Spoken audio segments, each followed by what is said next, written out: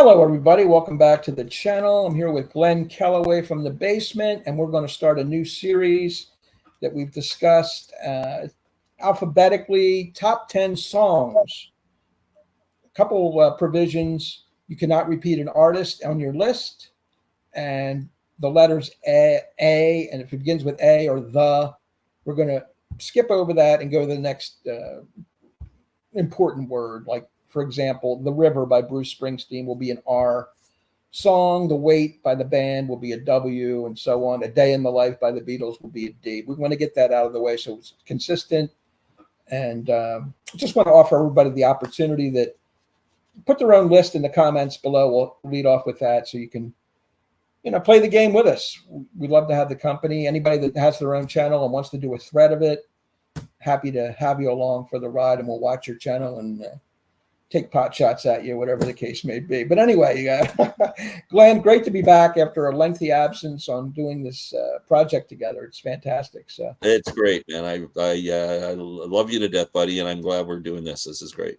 This is great. And we decided, or Glenn decided, and I agreed with him 100%, we're going to go in increments of 3 until we get to the number 1. So he'll begin with his 10, 9, and 8. I'll do the same, and then we'll take it from there all the way down to the top. It'd be great to compare lists. My prediction early on is we might have 2 crossovers that we both agree on, but we may not have any. So we'll see, and that's the fun part of it. So Glenn, lead off, buddy. Okay. Band that I don't really listen to too much anymore, but I love this freaking song, and this is my second favorite album from them, and it's the lead track. I think it's one of their best songs from Eagles on the Border, Already Gone. Great. Love that track. It's a rocker. It starts off this album fantastic. So that's my number 10. Yeah. My number 9. One of my favorite Simon and Garfunkel songs. Paul Simon, America. Now, I don't know what album America was on. I think it's Bookends. I believe it's Bookends. Is it on Bookends? I have Bookends. I believe it is. I couldn't remember. I should have pulled Bookends. But yeah, that's just a classic song. It is. And actually, I know you're not a prog guy, but Yes does an incredible cover. I've heard the Yes version. I like it. Yeah, really good. But it's a great song. So that's my number 9. My number 8. Title track from this album. Neil Young, After the Gold Rush. Man, how did I miss that? Shit.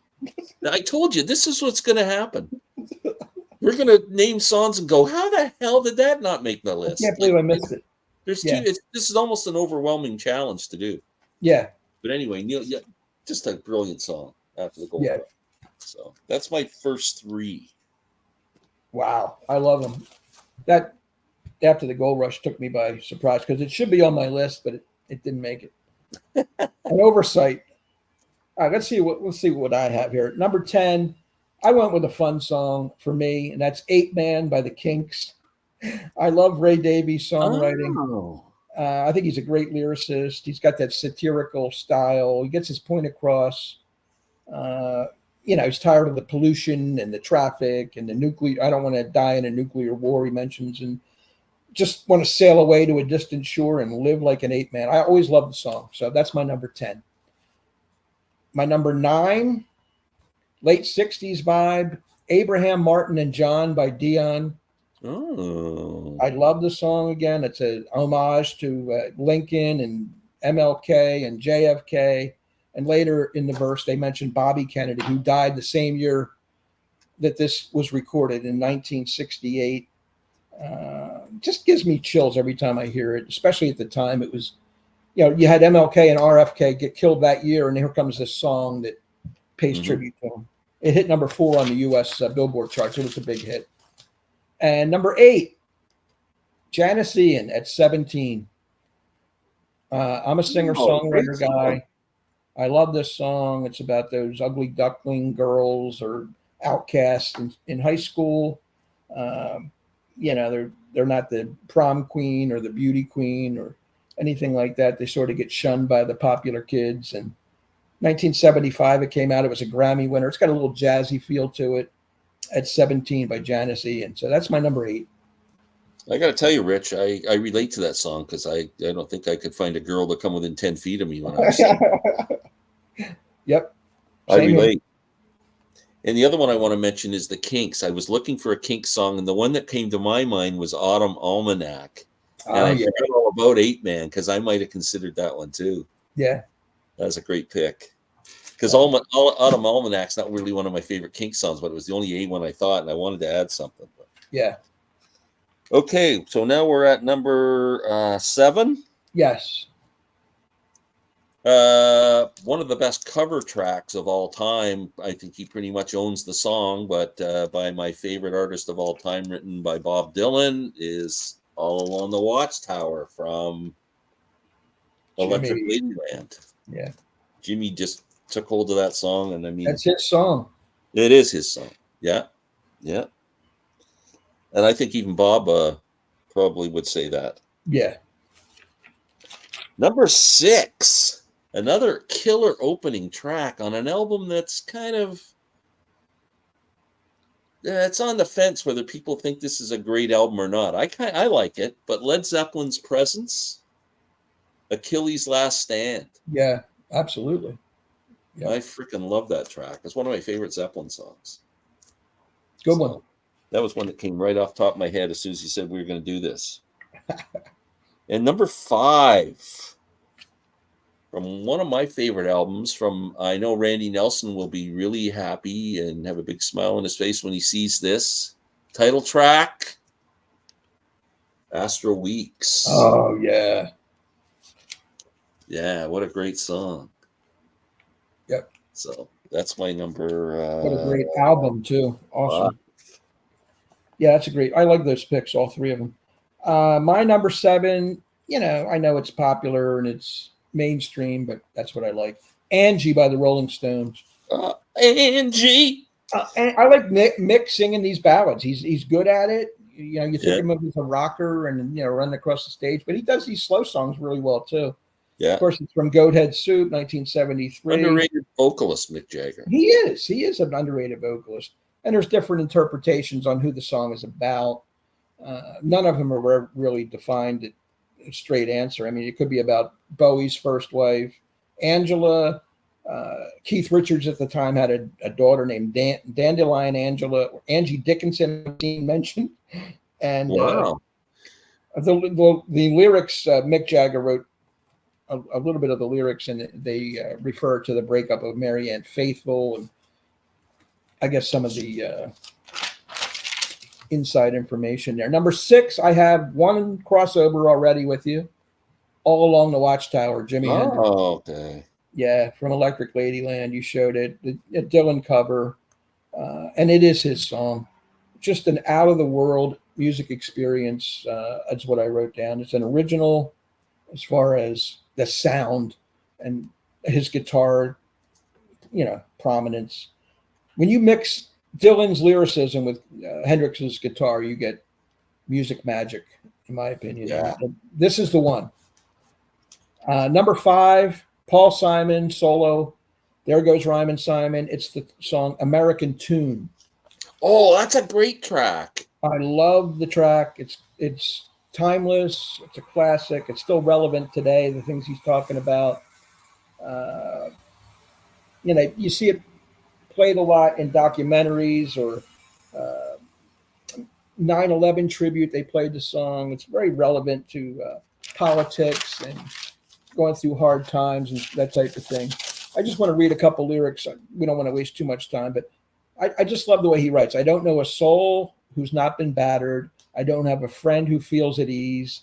I don't know a dream that's not been shattered or driven to its knees. I mean, that's beautiful songwriting, but it's all right. It's all right. We live so well, so long. Still, when I think of the road we're traveling on, I wonder what went wrong. I can't help it. I wonder what went wrong. And, it just goes on from there. It's a beautiful song. He's talking about the Statue of Liberty, flying high and sailing away across the sea, and just all this metaphors and imagery. fantastic. Second So greatest songwriter of all time. Paul I Simon. agree. All right, now we're down to our 4, 3, and 2. Whoa, top 4. Okay, Yep. I'm going deep track here on this is not going to be on anybody else's list. I love the first version of Deep Purple, the Mark I or whatever they call it, with Rod Evans on vocals. Mm-hmm. That's my favorite Deep Purple era. And the third album is self-titled Deep Purple. And the last song on the album is like an 8-minute, kind of a proggy thing. It's a beautiful song. It's called April. Oh. I just love that song. This is a great record. Yeah, it's beautiful lyrics. It's got all these orchestras in it, and freaking, it's just really a great song. Nice. So that is my number 4. My number 3, another deep track, I think, but one of my favorite songs from the band is Acadian Driftwood. You know that song? Yeah, I do. Yep, I know it. Northern Light Southern Cross. I love that song. Yeah. Yeah. Good pick. Driftwood, moving in or whatever. That's killer. Yep. And number 2, 1 and 2 were really hard for me. I love this freaking song. It's been covered. Bonnie Raitt does a great version of it, but John Prine's Angel from Montgomery. Oh. Yeah. Number 2. Another one I left off. I can't believe it. What an incredible song that is. It's so that poignant. Is a great song. Arguably one of his best songs, for sure. Oh, yeah, absolutely. I like Bonnie's version, too. Yeah, Bonnie does it great. And they've done, I've got a thing where they do it together, too. So it's oh, really? Nice. Yeah. All right, those are awesome. I forgot to mention Already Gone, a great pick by you earlier. I love the Eagles, and that's one of their best. My number 4 is one that you had. This is our second mutual pick, and that is America by Simon and Garfunkel. Fantastic, inspired on a trip that Paul took with his girlfriend, riding the buses and hitchhiking and laughing and playing games with the faces, all that stuff on the bus, smoking cigarettes, reading magazines, all the stuff that you do when you're young. And at the end, he has this poignant line that says, "I'm empty and aching, and I don't know why." Even, you know, the way he delivers that line too is fantastic. Yeah, it's fantastic. So that's my number 4. Number 3, again, a favorite artist of mine. I had to get him in here. Bob Seger's "Against the Wind," the title track. Oh, that's a great song. I love that song about getting older, looking back at the past and trying to move forward. Autobiographical, moving 8 miles a minute for months at a time, about traveling. And I wish I didn't know now what I didn't know then. I love that line too. It's very reflective and great imagery. A background vocal here by Glenn Frey, which is interesting, of the Eagles. Number 3. Number 2, "All I Want Is You" by U2. I love this song. 1988 Rattle and Hum album. Very poetic. It's haunting. Ben Montench of the Heartbreakers plays keyboards on it. Good guitar riff. "From the Promises We Make, from the Cradle to the Grave, When All I Want Is You." It's a beautiful love song. So that'll take us to the top. Okay. Now, I got to ask you about "Against the Wind." You know, at the end of that song where it's kind of like the coda, he's going against the wind, let the cowboy ride and all that stuff. Do you think that was kind of a salute to Van Morrison, the way he did that? I always think of Van Morrison when I hear that. It could be. I have to listen to it again to get even the style of him doing the way he did it. It's like Van would do. Yeah. I can see that. Van had that at the end of his songs a lot of times. Yeah. Yeah. That always is. Every time I heard that song, I always thought, but that's a great track. Good pick. Yep. Number 1. As much as I keep saying I'm bored with this band and I don't listen to them too much anymore, my number 1 song is a Beatles song. "All You Need Is Love." Oh, yeah. I thought of so many. All My Lovin'. That's one I had down too. There was. I had "All My Loving" and "I Love Her," a beautiful love song. "And I Love Her," yeah, there were so many, but "All You Need Is Love." I mean, it's an anthem. It was one of the anthems of the '60s, really, and I still remember watching that satellite broadcast, Our World broadcast in 1967 when they played that live and around the world. I mean, that was just mind blowing. The song was just so good. I mean, it's just like I said, it's almost a commercial. So, Yep. Awesome. Beautiful, beautiful song, and that's my number one. My number one is a personal heart, from the heart pick, and that's Tom Petty and American Girl. I love. I thought about that one too. That's my favorite Tom Petty song. It's on his first album. It closes the album of the self-titled Tom Petty and the Heartbreakers. I saw Tom Petty 6 times in concert. Just so many great memories, and he always closed with this song. And in fact, it's the last song they ever played when they played L.A. toward the end of his life. That video's on YouTube. You should watch it. It's the audience is just right there. I have seen the clips of that last performance. Yeah, and he walks off stage limping, and that's the last I ever see of him. Mike Campbell's guitar solo just sears through that too. Love it. So that's my number one. Glenn had All You Need Is Love, which is hard to top. I went with American Girl. I like both our lists. They're loaded with great songs. So we did have 2 mutual tunes, Glenn. We were correct. We said 2. Yep. And they were the 2 I thought. On the Watchtower and America. Simon and Garfunkel. Wow. Yep. 2 outstanding classics. That was good. See, I didn't laugh at you once. No. You will after the show, but not now. Yeah, once I go upstairs and talk to my wife, you would be an idiot. But that was fun. We're just getting started, folks. So look for the letter B coming up later in the week. We're going to run through the alphabet 10 at a time. This is kind of like Sesame Street. Yeah, no repeat artists. That's another thing. I should dress up like the Count, and you can be fucking Oscar the Grouch or somebody. You know? It'll be fun.